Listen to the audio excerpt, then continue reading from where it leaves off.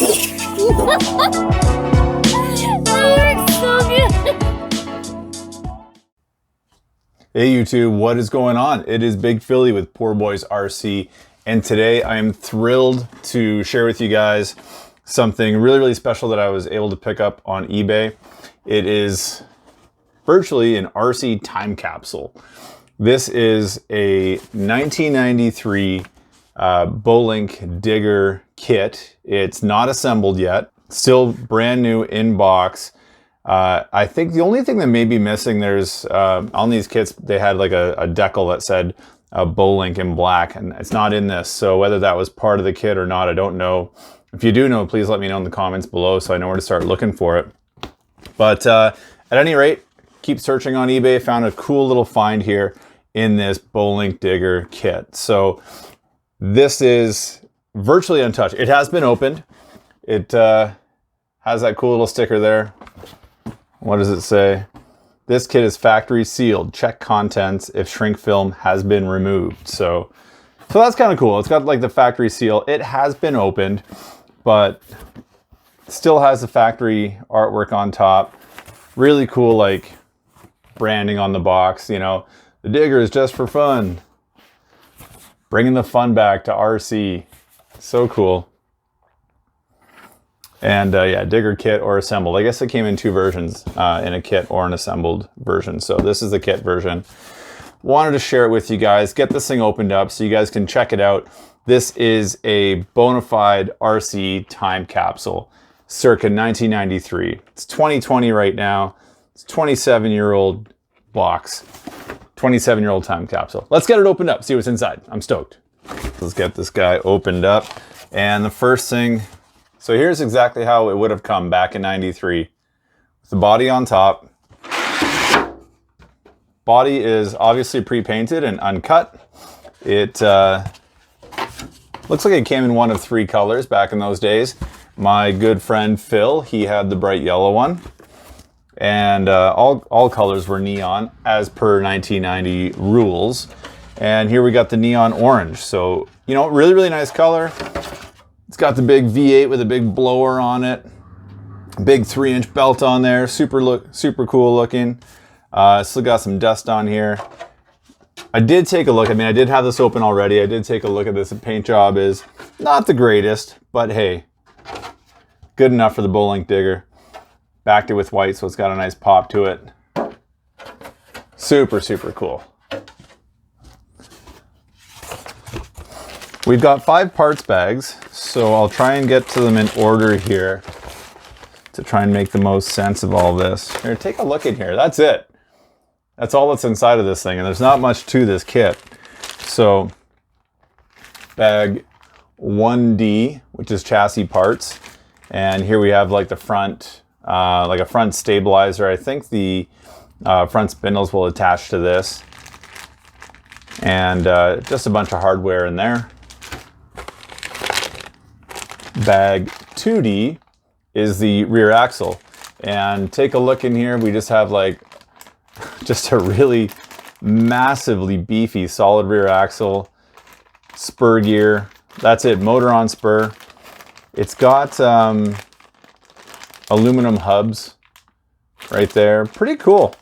There's, yeah, I mean, this is a pretty beefy kit. Bag 3, a little bit more, just some body hardware. So antenna tube, we've got some body posts, bushings, oil light bushings they called them back then. Bag 4, front tires, still unopened from 1993. Bag 5 is the rear tires. They were opened, and you know, since they're open, totally worth checking out. Look at that, Bolink racing tire. Still has a print on there. You can see the quality, just, you know, versus like today's kits. Look at the quality on this. I mean, you know, I mean, it's a fun kit. It was a cheap kit. I think these went for probably about 200 bucks back in the day. So they're pretty cheap to buy, but quality is just not quite there, but that's all good. It's a fun little kit to bomb around with.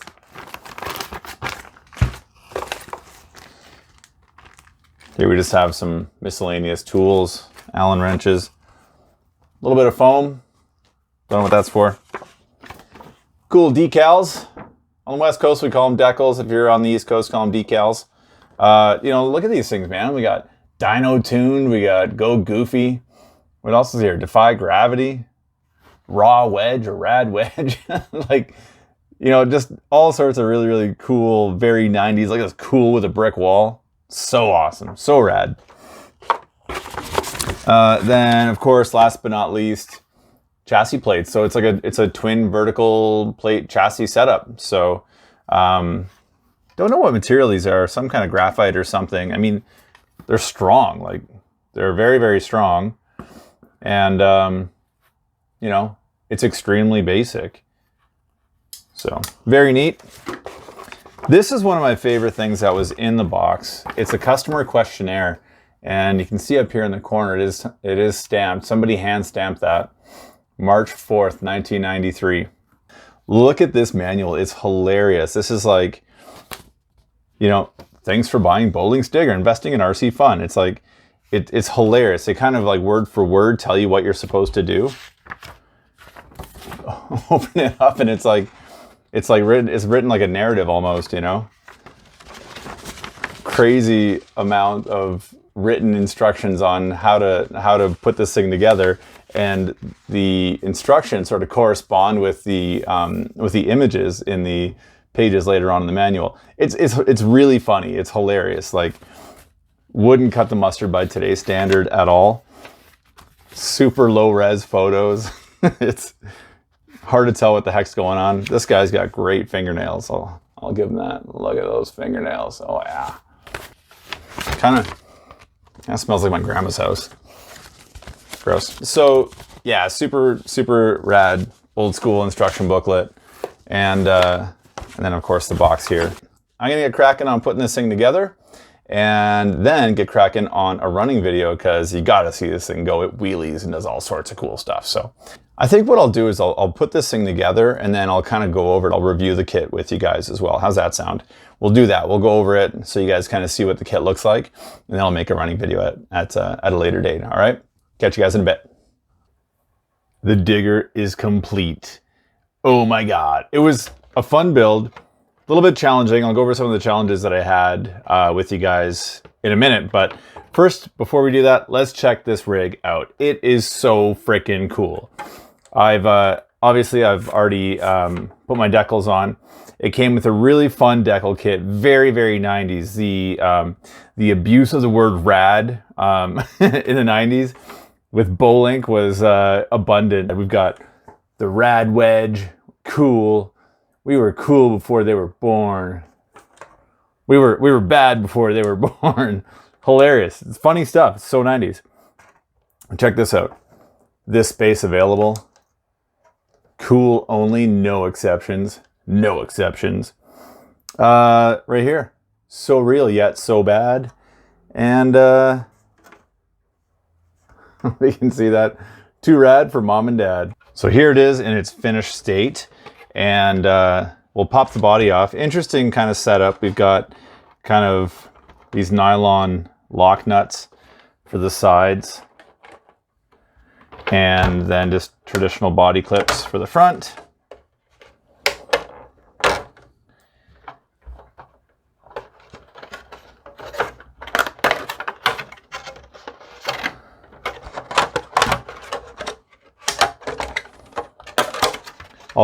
I'll start off just by talking about the body. It's super, super thin Lexan, and I guess it's been around since 1993 or so. So it was, I guess I would say it's on the brittle side. I used a body reamer to cut out these holes here, and it was really, I'd say it was pretty brittle, but it's really thin. They did a horrible job painting. You can see the sort of the transparency right here in the fender. I don't know if you can see the motor there, but it's pretty transparent as well. So, you know, not the best paint job, but who cares? It is what it is. It's 1990s. It's totally fun. And it's too rad for mom and dad. So there's that. But cool looking little body and super lightweight Lexan. Onto the chassis. here it is in its completed state. Check that out. How funky is that? Let's do the good, the bad, the ugly. Let's start with the good. Interesting how it's like a twin vertical plate chassis, almost like a like an HPI Savage. You know, it's got, I don't know what material this is, graphite or something. Like, it's strong. I think graphite was a big material back in the 90s, but it's very, very strong, and it's really held together with these. This is like a nylon tube. There are 1, 2, 3, 4, 5 of them. The sixth one, oh, that's the axle. There's a sixth one in here, which is made of aluminum, and we'll get into that, a little more of that later.